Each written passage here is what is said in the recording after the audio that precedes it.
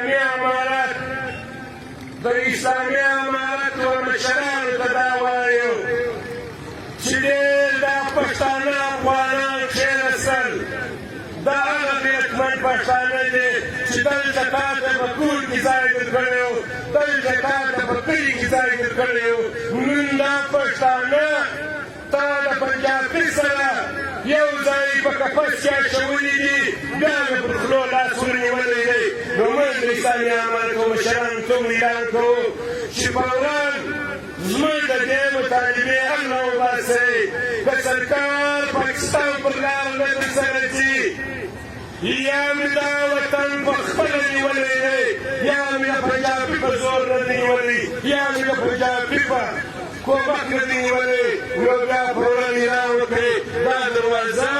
دا ګیټونه وو دا چادران مداران باید چې دا اسلامي امارتو مشرانو و خپلو کشرانو ته اعلان وکړي چې بسم الله کې د دې خوا به موږ ووځو د هغې خوا به د اسلامي امارت طالبان راځي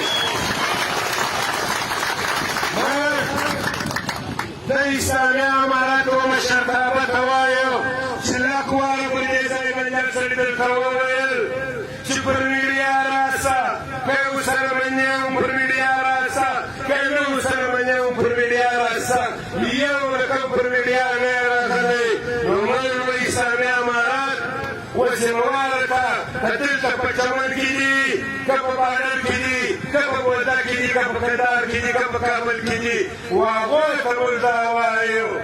چې زموږ ولس دا پکار دی چې دلته د خپل کور سامان خرڅوي د خپل کور شمسي خرڅوي سکوټر و مټر و هغه خو یې مه ښوروه چې دی د کور بشترې خرڅوي نو اسلامي امارت ته موږ دا وایو چې اعلان وکړه د دې ځاني مقدس سره یې خلاصه کړه که یې نه ورسره خلاصه یې نه ورته وایه نو بیا خو څوم د دې پاکستان ریاست په خوله یې د دې پاکستان د ادارو په خوله یاست بیا بچیانو کې نه یاست بیا دلته د نګران حکومت وزیر اعلی جان صاحب دا خلک بیا په افغانستان کې به بیا غم ناست دي نو موږ به دوی ته دا وایو چې زموږ ولس ته باڼه ورلکئ خواست درته کوو زارۍ درته کوو چند کسان به پر ځان باندې لګوي و هغو ته موږ دا وایو چې وروره دلته موږ د چا سره هېڅ تعصب نشته دلته زموږ د چا سره هېڅ تربګني نشته موږ د ولس لپاره سر مال هر څه قربان کړی دی موږ دلته ځای وخېلی نه کوو سپی کور ودان چاره ورځ دلته را روان یاست سپی شکوریا موږ په دواړو لاسو کې د سلام کوو موږ له یوازې ورسره کوئ الله دې هغه دنیا کې یوازې درکړي الله دې سینه راواړوي زموږ په سر زموږ په وینه کسریس باډر یقیږي